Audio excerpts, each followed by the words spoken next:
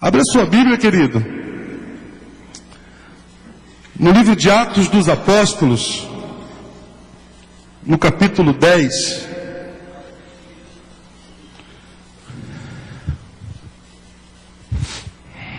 E pode parar aí no capítulo 10, nós vamos discorrer alguns versículos.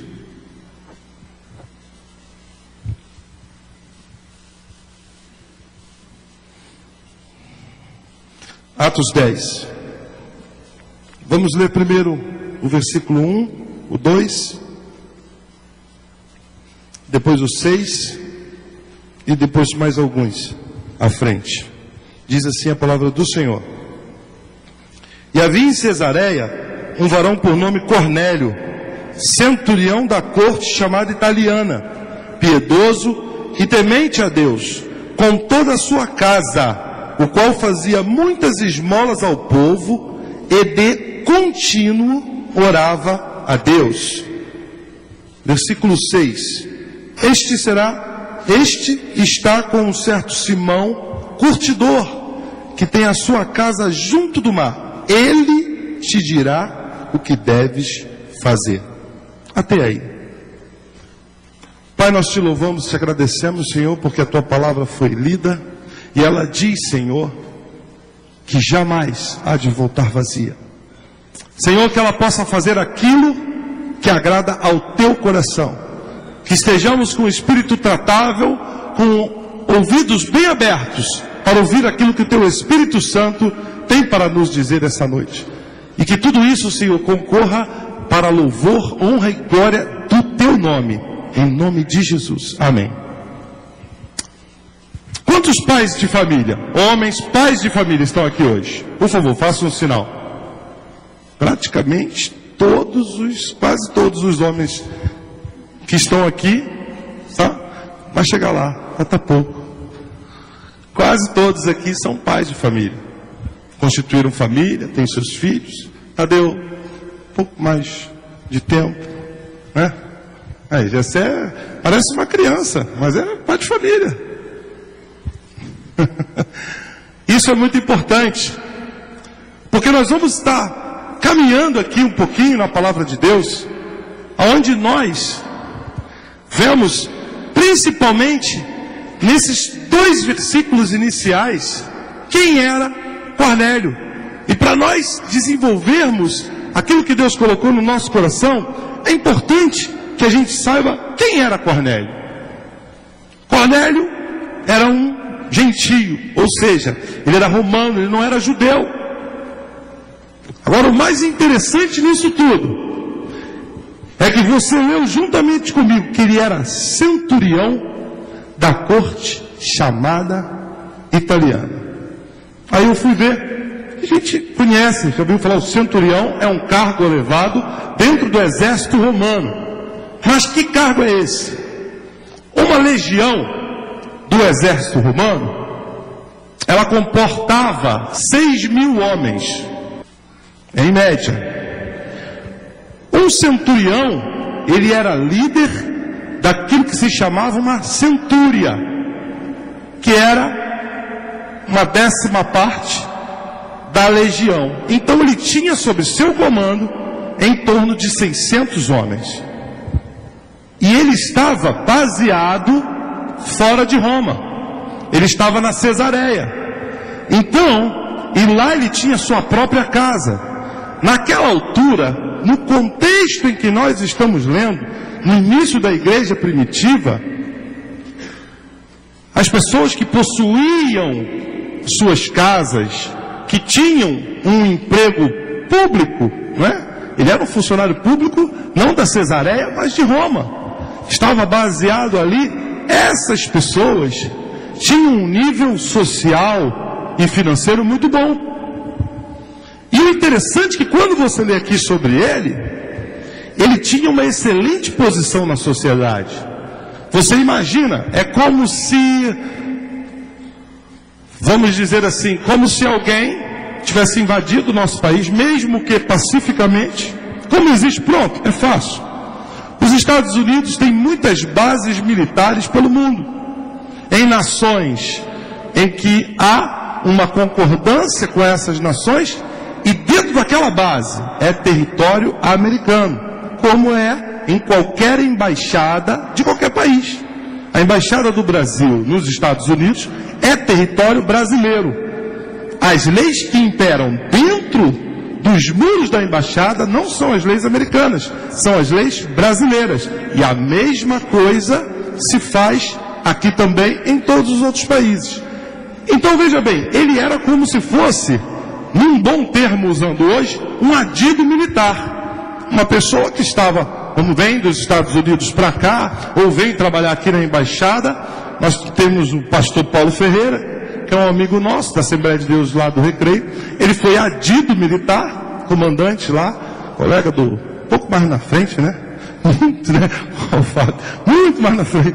Mas ele foi adido militar, ele era da Marinha, oficial da Marinha, na embaixada brasileira nos Estados Unidos, em Washington. Então, ele lá representava os assuntos. E esse tipo de profissional, esse tipo de militar, esse tipo de pessoa, ele é muito bem visto pela sociedade.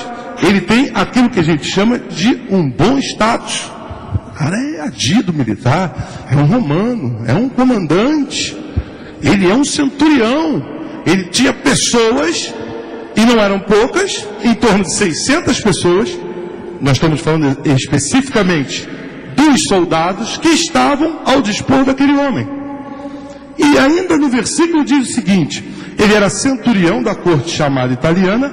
Aí vem duas coisas fantásticas aqui, três características dele. Ele era piedoso, ele era temente a Deus, com toda a sua casa, o qual fazia muitas esmolas ao povo, e de contínuo orava a Deus. Então eu vi que ele era piedoso e temente a Deus. E aí vem uma coisa muito importante para todos os homens que estão aqui, pai de família. Não era só ele que era temente a Deus. O texto diz o quê? E toda a sua casa. Com toda a sua casa. Abençoava os mais necessitados, o que é importante. A Bíblia diz que se você pode fazer o bem e você não faz, você já está pecando. A Bíblia diz que você não adianta simplesmente despedir as pessoas com orações. Em determinadas situações você tem que agir, você tem que tomar a frente. Se uma pessoa está sentindo dor, se uma pessoa está sentindo fome, não basta você orar por ela. Você precisa orar por ela e providenciar um remédio, e orar para que Deus a cure, e providenciar um alimento para o seu corpo, para fortalecer aquela vida. Aquilo que você tem que fazer, aquilo que eu tenho que fazer, o Senhor não vai fazer por nós. Então, em 2 versículos, nós vemos uma série de características de um homem, e preste bem atenção, que não era judeu, que não era um homem que já tinha dentro do seu coração a certeza, vamos dizer assim, nos dias de hoje, da sua salvação em Cristo Jesus. Ele seguia aquilo que ele tinha aprendido. E eu estava lendo um texto sobre ele ontem, numa dessas teologias sistemáticas, e o autor dizia uma coisa muito interessante. O autor dizia assim: ao mesmo tempo em que ele era um homem piedoso, temente a Deus, que ajudava, abençoava os mais necessitados, que cuidava bem da sua casa, ele era um comandante de um exército. E comandante de exército romano não brincava em serviço, meus irmãos. Quando saía para uma batalha, saía para vencer. Quando saía em diligência de alguma coisa, saía para resolver. Ele era um homem que tinha autoridade. Ninguém permanecia centurião do exército romano se não tivesse autoridade e provas dadas. Ou seja, a pessoa tinha que demonstrar para o que veio, aonde que vai chegar naquela situação. Então, em 2 versículos, a gente vê que o homem era piedoso, temente a Deus, abençoava os mais necessitados, tinha uma situação financeira e uma situação social boa, em vista do seu emprego, do seu trabalho, da sua condição de vida. E ele tinha um comando não somente nas suas tropas, Mas aí é que bate na nossa vida, irmãos. Mas dentro do seu lar. Aí você diz assim para mim: mas pastor Ricardo, sabe o que acontece? Eu não tive um bom legado na minha vida. Eu me converti também não tem tanto tempo assim. Eu ainda estou na caminhada cristã, começando praticamente. Ou então não, você talvez tenha vindo de um lar cristão, como eu vim. E aí nós entendemos que o tempo, ele é importante quando ele está sujeito àquilo em que você operou durante esse tempo. Porque existem pessoas que conhecem a Cristo há pouco tempo e estão subindo igual um foguete. E existem pessoas que conhecem a Cristo há tanto tempo e continuam no leitinho, na mamadeira, devagarinho.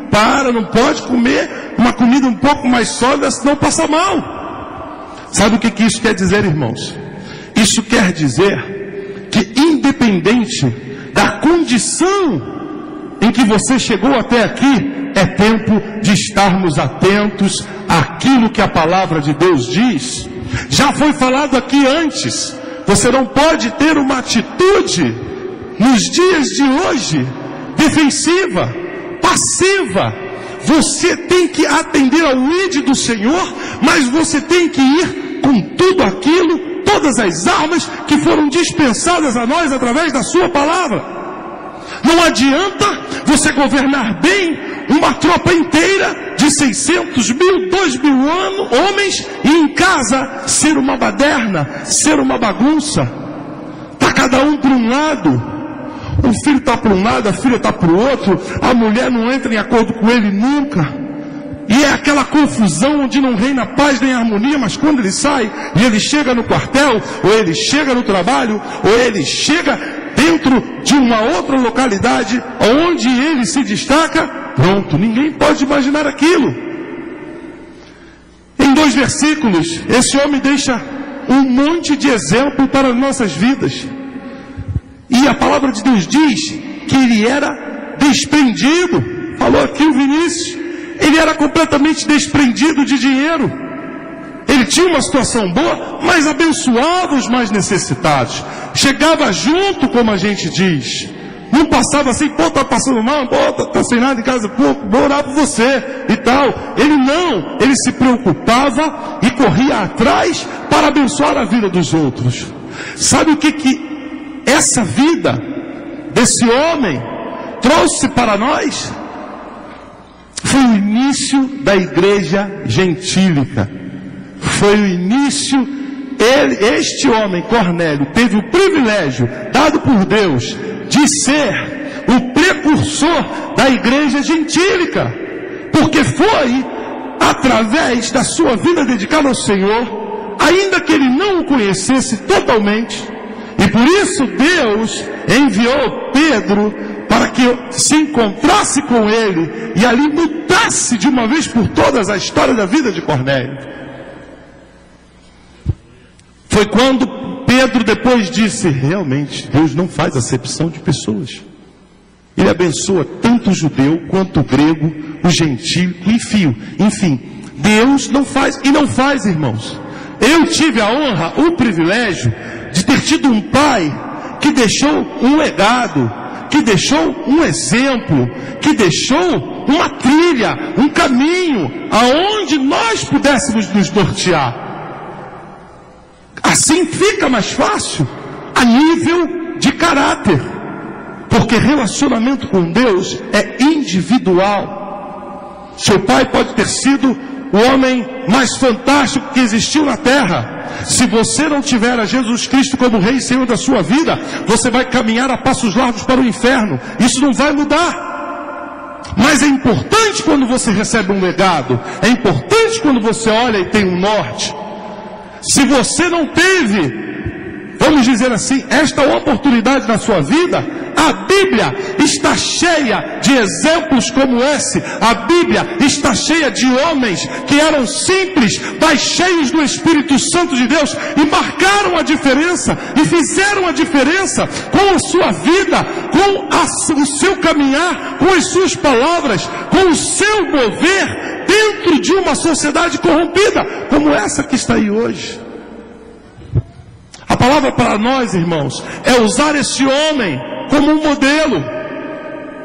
Você tem um cara bem sucedido financeiramente, você tem um homem bem sucedido a nível de profissão, ele tem um status, ele tem tudo isso. Não estamos aqui falando que isso é o mais importante, porque não é o mais importante. O mais importante não é isso. O mais importante é que diz a Bíblia: e toda a sua casa estava com ele. Toda a sua casa. Governava bem a sua casa. Governava bem. Uma das coisas muito interessantes aqui dentro desse livro. E foi falado aqui no domingo. Pastor Toninho falou sobre isso no domingo aqui. Sobre nós dedicarmos mais tempo à oração. A palavra de Deus diz.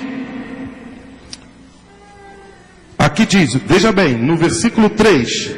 Este quase a hora 9 do dia, viu claramente numa visão, um anjo de Deus que se dirigia para ele e dizia: Cornélio. Este, fixando os olhos nele e muito atemorizado, disse: Que é, Senhor? E o anjo lhe disse: As tuas orações e as tuas esmolas têm subido para a memória de Deus. A ordem é essa. Primeiro, você queima incenso, você dobra o teu joelho, e ele não orava pouco.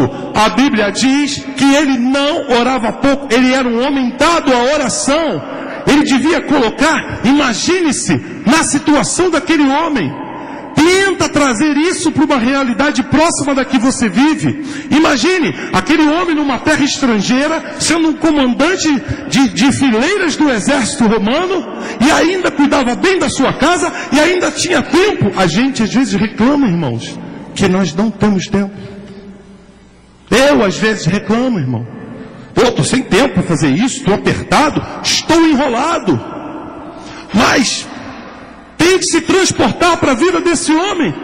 600 homens, eu imagino que naquela altura tinha a base do exército romano ali na Cesareia, onde ele era o comandante ele era o centurião comandante, a sua família, e a gente vê que não eram poucas pessoas, era uma família numerosa, a família de Cornélio, e aquele homem ainda tinha tempo para orar muitas e muitas vezes ao dia.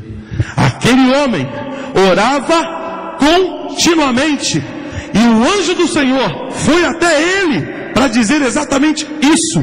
Não foram primeiro as tuas esmolas que chegaram aos céus, mas chegaram primeiro as tuas orações, as tuas petições. E eu quero te dizer isso nessa noite. Quando você dobra o teu joelho e coloca todas as tuas petições, todas as tuas causas diante do Senhor, aquele que pode resolver todo e qualquer problema, toda e qualquer situação, e quando você insiste, Ele está olhando para você, Ele está vendo a tua atitude. Deus está ciente do que você tem passado. Deus sabe o que está se passando na sua mente, no seu coração, no seio da tua família, dentro do teu emprego, na empresa que você trabalha, seja onde for. Deus sabe dos anseios do teu coração.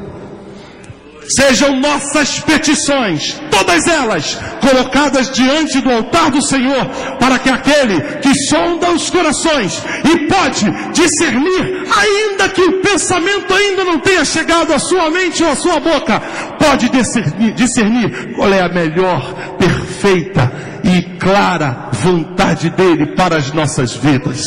Deus tem um plano específico para a tua vida. Deus tem um plano específico para a minha vida. Enquanto nós estivermos nesta terra, o Senhor tem algo a fazer através de nós. Você pode ficar se lamentando. Você pode tirar o tempo para reclamar. Como tinha um desenho na minha época. Oh, vida. Ficava lá, eu nem lembro como é o nome do desenho, mas ficava, oh, vida. Só reclamando de tudo. Está falando o nome do desenho, né, Fábio? Da mesma época, é verdade. Então, o que acontece? Você pode se dar esse luxo se você quiser. Ou você pode, como a gente diz, numa linguagem bem popular, sacudir a poeira das tuas vestes, dobrar o teu joelho e colocar tudo diante do Senhor. Porque quando for para marchar, como já foi falado aqui, a ordem vai vir lá de cima. E a ordem estava chegando para aquele homem. A ordem estava chegando e o anjo foi para ele. Ele nunca tinha visto um anjo. Ele nunca tinha visto um anjo. Tanto que é um homem experimentado na batalha, experimentado em guerra. E olha o que ele diz quando ele vê o anjo. Este, fixando os olhos nele e muito atemorizado, disse: que é, Senhor? Ele não sabia, acho que nem, o que está acontecendo aqui, Senhor? O que? Ele viu que era um ser diferente. Ele sabia que ele não estava sonhando. Ele sabia disso. E ele diz, e quando o anjo diz para ele: as tuas orações e as tuas esmolas têm subindo para memória diante de Deus. Agora, pois, envia homens a Jope e manda chamar a Simão, que tem por sobrenome Pedro. Este está com um certo Simão, curtidor, que tem a sua casa junto do mar. Ele te dirá o que deves fazer. Nunca, nem você e nem eu, vamos ficar como um barco à deriva. Nunca Deus vai permitir que eu e você caminhemos por esse mundo de uma maneira em que não sabemos para onde estamos indo ou o que devemos fazer. Tem um ditado que eu gosto muito que diz: para quem não sabe para onde vai, todo caminho leva a lugar nenhum. Nós sabemos para onde nós estamos indo. O nosso caminho é a Canaã celestial. Mas estamos aqui e enquanto estivermos comissionados nessa luta, temos que atender ao ID do Senhor. Temos que pregar a sua palavra a toda criatura. Temos que amar o nosso próximo como a nós mesmos e a Deus sobre todas as coisas. Temos que envolver-nos dentro daquilo que está em volta da nossa família. Homem de Deus, pai de família, chefe de lar, ouça uma coisa: você é o esteio da tua família. Você é a base mais forte da sua família.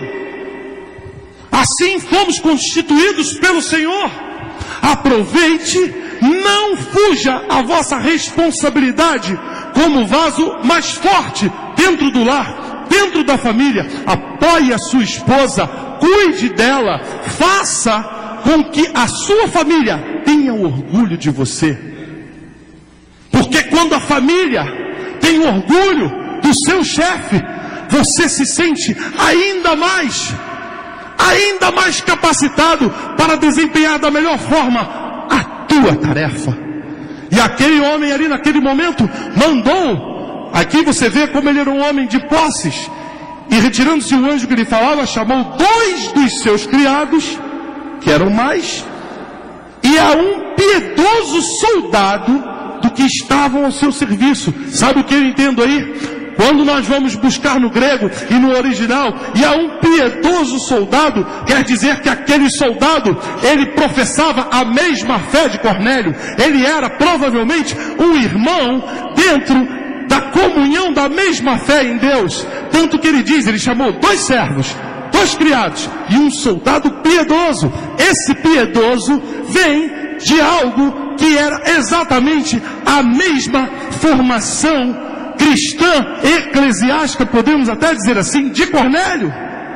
Era um companheiro de lutas, era um companheiro da fé em Deus. E ele chama aquele homem, ele deve ter pensado assim como talvez nós pensaríamos: eu vou mandar meus 2 criados, mas eu preciso mandar alguém que conheça Deus, que saiba do que, porque eu tenho que dizer para ele que me apareceu um anjo aqui.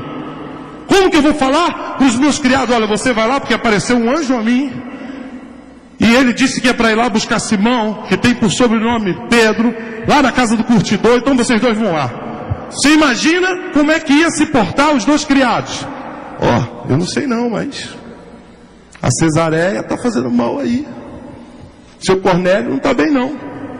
Você viu, cara? Falou que apareceu um anjo, um cara apareceu para ele e o negócio não está bom não. Ele não. Sábio, chamou um soldado piedoso, um crente, um irmão, e disse: meu filho, olha o que aconteceu comigo. Aconteceu isso, isso e isso. E ele disse que temos que ir lá buscar esse homem, porque ele vai saber o que fazer conosco. Eu estou buscando há tanto tempo. Você imagina uma coisa, meu querido, minha querida também. Hoje você busca aquilo que você conhece. Você busca a Jesus Cristo. Você busca ao Rei Senhor de todas as coisas. Você busca aquele que morreu, verteu o seu sangue na cruz do Calvário, mas ressuscitou ao terceiro dia e rasgou o véu e roubou as chaves da morte e do inferno para que eu e você tivéssemos vida eterna. Esse é o Deus que nós servimos. Esse é o Deus que nós buscamos. Esse é o Deus que nós louvamos, agradecemos e somos benditos nele. Pelo seu sangue vertido na cruz. Aquele homem buscava ainda aquilo que ele não conhecia ao certo. Eu creio que ele sabia que era algo grandioso e maravilhoso, mas ele não sabia ao certo. Nós temos que ter fé como esse homem tinha. Não obstante de tudo, orava incessantemente. E aqui diz: Deus recompensou a Cornélio, não somente com a salvação dele e de todos os seus, mas, além disso, brindou a ele e a toda a sua casa com o Espírito Santo da promessa.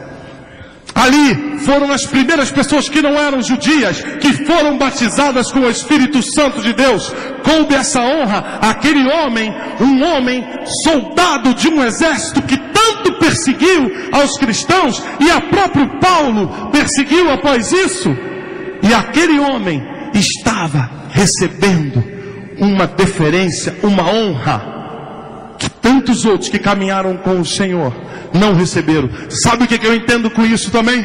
Que Deus literalmente não há de fazer nunca acepção de pessoas. Deus não vai separar. Eu vou abençoar aquele porque é mais inteligente, eu vou abençoar esse porque é mais calmo, eu não vou abençoar aquele por isso, aquele não, aquele é um comandante, ele já tem um cargo muito alto, não vou abençoar ele. Vou abençoar aquele que é um faxineiro, não, vou abençoar aquele outro. Deus não faz acepção de pessoas. Se você se inclinar e o buscar, você vai achar. Se você bater, a porta há de se abrir. Se você se derramar aos pés do Senhor, as tuas lágrimas serão todas enxugadas e contadas por aquele que sabe os anseios da tua alma e o remédio certo que Ele tem para a tua e para a minha vida. A palavra de Deus é muito clara. Cornélio estava pronto para receber do Senhor. Cornélio estava pronto para receber. Talvez nem essa honra toda ele esperava que isso iria acontecer com ele, mas ele estava pronto. Você sabe qual é o plano de Deus para o futuro da tua vida? Você sabe? Você não sabe. Mas você pode e deve almejar e buscar a Deus e colocar diante dele aquilo que deseja o teu coração também. Só que quando nós abrimos o nosso coração e fazemos primeiro aquilo que Ele quer de nós, quando você vem a esse lugar aqui, querido, quando você adentra a casa do Senhor, você vem aqui, sabe para quê? Não é para participar do culto. Você vem aqui para prestar culto ao Senhor. Você entra aqui para prestar culto. E no Velho Testamento, no início diz que quando você entrava de uma maneira, você nunca saía da mesma maneira. Se você entrava pelaquela porta, você saía por aquela. Isso tipifica que quem entra de um jeito tem obrigatoriamente que sair de outro, se quebrantar diante do Senhor, porque o Espírito Santo da promessa que esteve na casa de Cornélio, ele está aqui nesta noite para curar toda a tua dor, para envolver a tua vida, para te acarinhar, para te trazer a responsabilidade e para fazer de ti um homem, uma mulher que marque a diferença. É isso que Deus tem para as nossas vidas. Deus tem algo tremendo. Aquele homem estava pronto. E você e eu estamos prontos para receber do Senhor? A Bíblia diz que muitas das vezes não recebemos as coisas porque não sabemos pedir. E diz também que outras vezes não recebemos as coisas porque nós nos interpomos à bênção do Senhor. Pode isso? Pode. Eu mesmo busco a bênção e eu mesmo me interponho à bênção? Pode. Pode. É só você sair da presença de Deus. É só você desobedecer ao Senhor. É só você deixar que uma tristeza, uma amargura crie raiz dentro do seu coração, trazendo falta de perdão, que você vai ver que as bênçãos do Senhor vão estar à tua porta, mas não adentrarão na tua casa, não adentrarão na tua vida. O anjo está com a bandeja, literalmente com a tua bênção, e ela não chega até você. E você talvez ainda não procurou lá no recôndito do teu coração de saber por quê. Mas se você olhar para dentro, fizer uma introspecção, você vai saber por que a bênção não está chegando. Sabe por quê? Porque nós servimos a um Deus tremendo, e diabo nenhum tem poder de impedir você de ser abençoado. Não tem poder. Não importa o que as pessoas façam, não importa o que o inimigo faça, o tipo de armadilha, o tipo de armação, não importa as atitudes dele para com a tua vida. Ele não tem poder nem de tirar um fio de cabelo da tua cabeça. Ele não pode, porque você serve a um Deus que quando Ele estica o braço forte dele, ninguém pode com o Senhor. Ninguém pode. Então você tem que crer nisso, você tem que entender isso, porque Ele, para te abençoar, Ele precisa que você tenha fé, Ele precisa que você creia. Cornélio não hesitou nem um momento. Cornélio não ficou parado olhando. Será que foi um anjo mesmo? Ou não? Eu, hein? Negócio de doido, apareceu um cara aqui. Que negócio é esse? Não. Ele não duvidou. Ele estava pronto. Como que você tem se posicionado diante dessa sociedade corrupta? Qual tem sido a sua posição diante de questões polêmicas que envolvem a tua vida cristã? Como você se posiciona diante da sua família? Como é que a sua família vê você hoje? Vê você como um guardião da palavra do Senhor? Vê você como alguém em que podem receber e ter apoio no momento de aflição? Como a sua família vê você? E eu estendo isso às mulheres aqui presentes também. Como a sua família vê você? Como que as coisas funcionam no seio do teu lar? Ah, mas só eu sirvo ao Senhor na minha família. É mais um motivo para tu seres um exemplo. Vais caminhar com mais dificuldade provavelmente que os outros, mas será ainda mais purificado, estarás mais preparado para a batalha, porque quando nós estamos com todos os nossos sentidos aguçados, você está muito mais alerta. Quando é só você, você sabe que não depende de ninguém, você vai cercar por todos os lados. Então receba de Deus nessa noite. Você tem que ser um exemplo no seio da tua família. Você tem que marcar a diferença. Não importa, irmão, tem que marcar a diferença. Não adianta, aqui é mole ser crente, aqui é fácil ser crente, no meio dos crentes é mais fácil ainda. Eu estou lendo um livro de John Stott, é o Discípulo Radical. E ele fala que o lugar mais fácil de ser crente para ele era quando ele subia no púlpito e pregava. Esse homem encerrou o ministério dele com 87 anos. E ele foi selecionado pela revista Time, revista americana, uma revista secular, como uma das 100 pessoas mais influentes do mundo. E ele não brinca com a pureza do evangelho. Não é um cara que se molda a um evangelho de conveniência. É um homem que prega genuinamente a palavra de Deus e bate de frente com o pecado. Já estamos encerrando, querido. Como eu tenho me posicionado diante dessa sociedade corrupta? Como? Você liga uma televisão, é só podridão. Nós tivemos no encontro de pastores, eu estava falando com o Joel, ali em Águas de Lindóia, há umas 2 semanas ou 3 atrás, e o bispo Walter McAllister, da Igreja de Nova Vida, falou uma coisa muito interessante. Eu tinha aposentado a televisão, ressuscitei a televisão para a Copa do Mundo em 2010, e agora estamos chegando à conclusão de que ela vai para a geladeira. literalmente, porque cada vez que eu ligo a televisão, eu me irrito, me aborreço, e aquilo tira a minha paz, de tanta patifaria. Até um jornal hoje, e é verdade, eu tenho uma filha de 8 anos, ela não pode ver o Jornal Nacional comigo. É complicado, irmãos. Não é botar a criança numa redoma de vidro, não. Mas tem coisas que ela não tem necessidade de, com 8 anos, estar participando daquilo. E ele falou isso, desde que, eu lembro da palavra do pastor Turinho aqui, falando de David Wilkerson. Não foi ele, foi a irmã Beth, acho que falou, né? Que Deus pediu a ele mais 2 horas de oração, não foi? Foi tu que falou, tu? Enfim, a irmã Beth estava falando isso aqui, exatamente, mais 2 horas por dia. Um homem com 80 e poucos anos, ele falou, pô, estou cansado. Ele deve ter falado, pô, deixa eu quieto aqui, comprei um rancho, um sítio, estou aposentado, já preguei muito, já fiz muito, ele falou aqui. E Deus disse a ele, o Espírito Santo falou a ele, me dá 2 horas, que você está dedicando à televisão, e você vai ver o que eu vou fazer. E foram os anos mais prósperos do ministério daquele homem. Os anos mais prósperos, com 80 e poucos anos. Sabe o que eu também aproveito para a minha vida? Enquanto há fôlego, há plano de Deus para a tua vida. Enquanto há vida, há plano de Deus para a tua vida. Enquanto há respiração, Deus tem algo para que você faça nesta vida.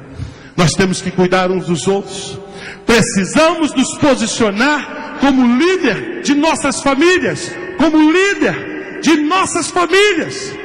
Temos que ser, como diz um pastor amigo meu de Portugal, que eu reencontrei agora pela internet, ele diz, você tem sido um bom crente? Ele sempre usava essa expressão, nós temos que ser um bom crente. E eu falava, por que tem um mau crente? Ele falou, e como tem? E como tem o mau crente? O mau crente, Ricardo, são aquelas pessoas que conhecem a fé genuína em Jesus, creem nela, creem no poder salvífico do sangue do Cordeiro e simplesmente tratam isso como uma coisa qualquer. Essas são as pessoas que podem se decepcionar grandemente no dia em que forem chamadas pelo Pai ou Ele vier buscar a sua igreja como um todo.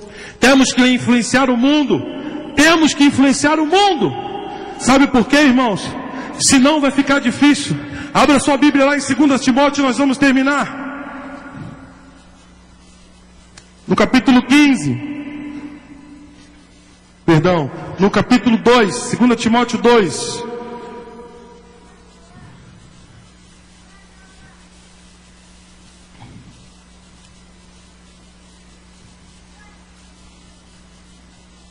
Vamos ler do versículo 11 até o versículo 15.